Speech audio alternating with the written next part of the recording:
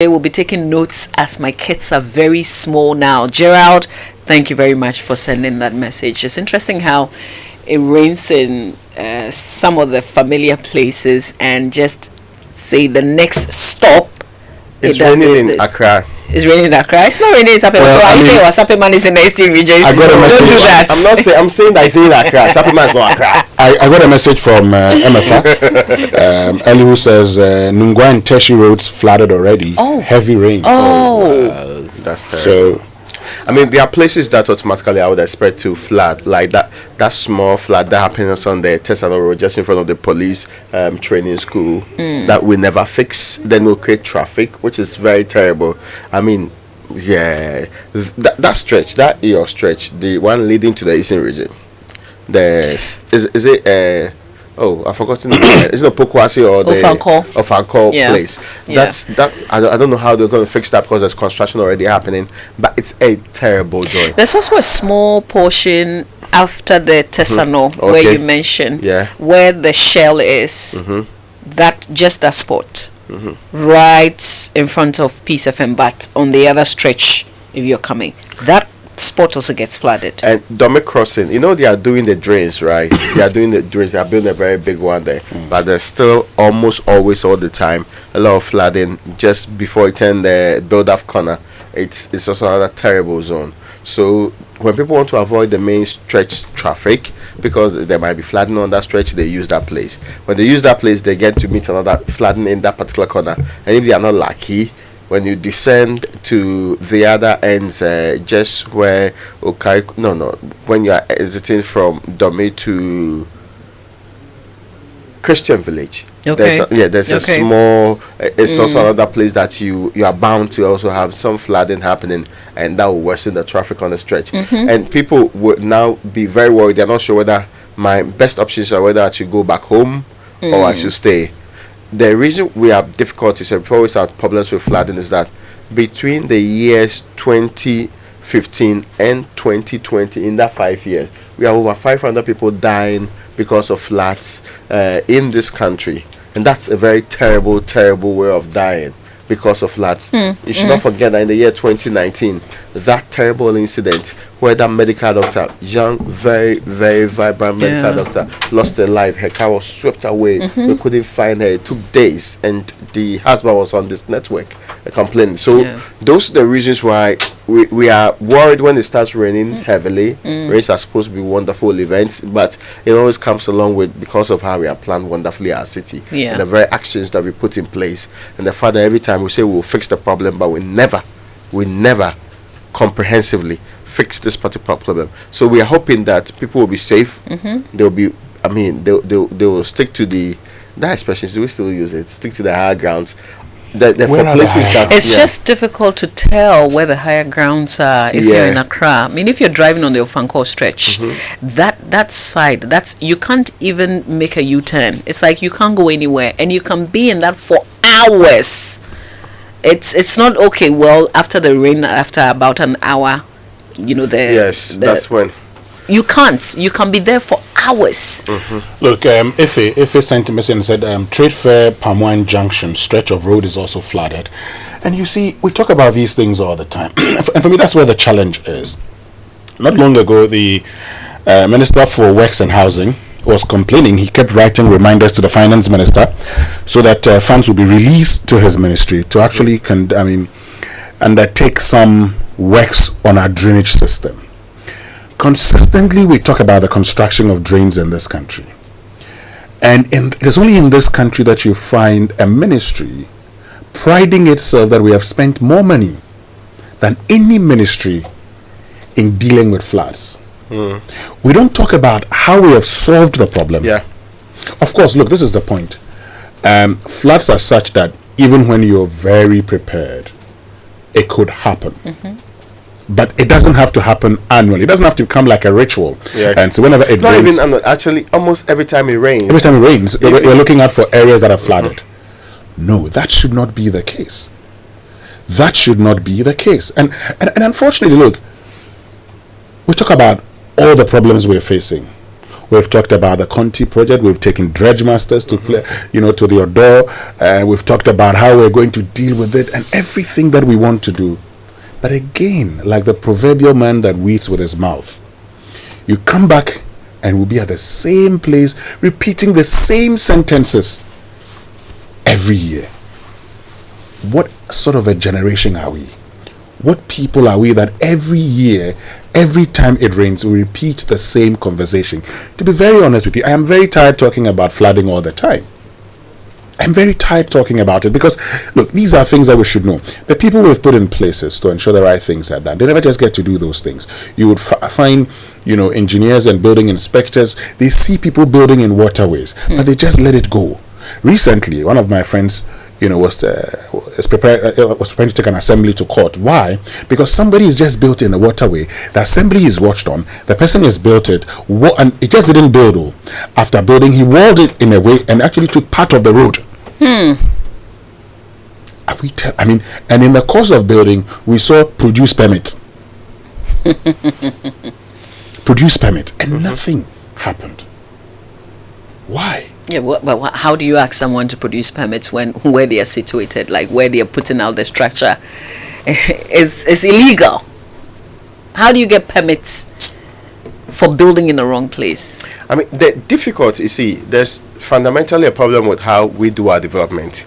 Also, let's not forget that all the channels where water leave, all the lagoons where water leave the city, we block them one way or the other with settlements, some of them very illegal settlements. If you are going to demolish their houses today, in fact, in this country, we will select whose house to demolish anyway. But if you are going to do so, we will be the same people crying about, we should have a human face to it and all of that. But you, who is causing flooding in areas that are unrelated to flooding, areas that throughout history had channels where water will leave into the sea, so that there is no massive problem with that. And we cannot discount climate change too. We cannot discount that now it's even more difficult to plan for weather conditions than other people say elsewhere. Elsewhere it's as erratic as ever, but they have structures in place that may be dealing with some of the shortfalls. So they have an emergency response unit that's functioning and can pick up all of these warning signs and act on it properly. For a country that's still struggling with some of these infrastructural developments and the systemic problems that we are unable to fix immediately, we should not compound it by allowing people to block the channels for the flow of water for their personal parochial interest. Because getting yourself a place to live is good, it's wonderful, but if that's going to cause flooding, so that an entire community or an entire area or an entire road, which we have spent a lot of money on, more than the house that you built, is going to be flooded, your actions are affecting everybody. And you cannot be the victim. You are only the person perpetrating and causing the harm. But we don't see them in that light. We allow them. We sometimes, are not excited, but we think that, well, they have, so what can we do about it? If we cannot have engineered solutions, and I've sat here and talked about countries that recover landmass from the sea to build hotels, to build cities, and do more than just that. The country. Yes. If you're unable to do some of those extraordinary things, and our sea defense appears to be a temporary solution all the time, we should prevent people from causing the problem. No. Or aggravating the problem. We regularize. We saw recently the Ramsar site. Yes. We regularize illegalities. That's where the problem really is. So it's on one side we can't provide the proper infrastructure, on the other side we can't do regulation properly. So we are just in the middle. When there's confusion, when there's flooding, remember, if you read the detailed June 3rd report about flooding and what we're going to do to stop it, you will think that will be the end of our problems with flooding. You get my point. And that even if you're going to have flooding, it will be very small, isolated, less likely to be expanded areas. But we consistently act like the proverbial ostrich. We pretend the solution is, we have the solution and we have fixed the problem, only to be faced by a bigger one. The last time I was tracking from the 60s, virtually every time there's a major rainfall in this country, there's a new area being added to the flooded places, which should signal to us that we are not reducing the number of flooded places. We are actually increasing it by the day. and response should be as quick and ahead of these changes that happens in the environment. Sometimes things we cannot prevent on its own anyway. So it might be tiring talking about these things, and we shouldn't get tired talking about these things. Today, by the end of the day, there are no reported deaths, there are no destructions. It should be possible for us to have rain without casualty. It should be very possible for us to have that. It happens elsewhere. It's very possible for that to happen if we are not just sitting back and waiting for people to wear the boots and go and do press conferences, take pictures in the water bodies and pretend that they are doing something about it, only to go to sleep. In any case, the last time the president gave a directive was that we should, as a matter of general policy, remove all buildings or waterways. He instructed MMDCs and everybody to do so. Is there a report on it? Because I think it's been about a year. Is there a report on it? Do we know how many of them have been removed? Do we know action taken really on the ground? Or it was one of those statements from the president we just swept under the carpet and we move on with our lives? If we do not do what is right, we do not expect magic. We are God's people. We also love God like any other part of the world. But we do not expect God to always intervene in our circumstance when we are being reckless and unprepared for situations. I get you. And for even that man who built in a waterway, look, it may seem like the right thing to do. You must ask yourself a few questions. What you're doing, what will be the effect of that action on the community within which you find yourself? And for the MMDCs, you see why sometimes I talk about electing MMDCs, because anybody who feels committed to the people will do the things that people want.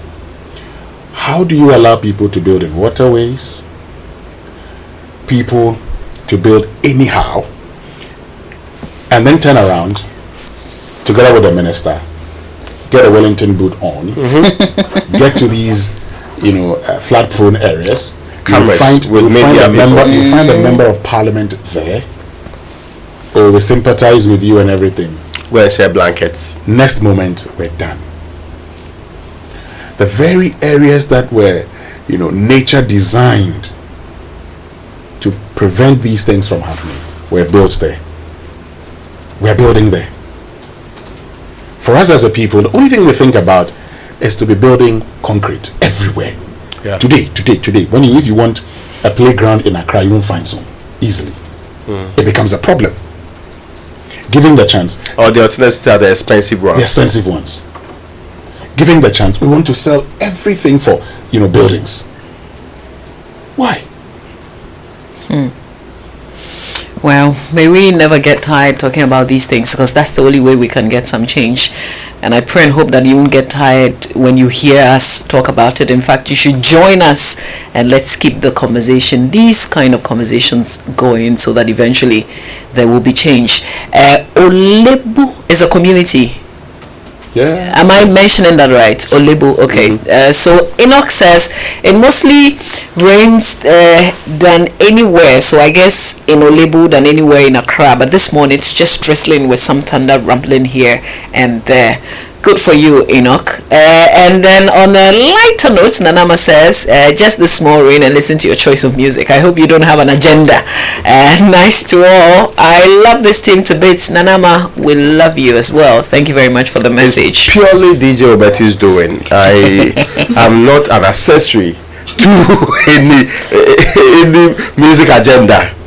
I am in it. I enjoy it. I mean, this is the kind of sound that you want to be listening to at this time. There are certain conditions for things. It's your birthday today. It's a 77th birthday to Mr. S.W. Opoku Ejakwas, from your wife, children, in-laws, and grandchildren. We wish you long life and good health. Have a blessed day. When we come back, before we go, it's also the birthday of Stephen Eku, who is CEO of Amigo Ghana Limited, the producers of Yummy Yogurt.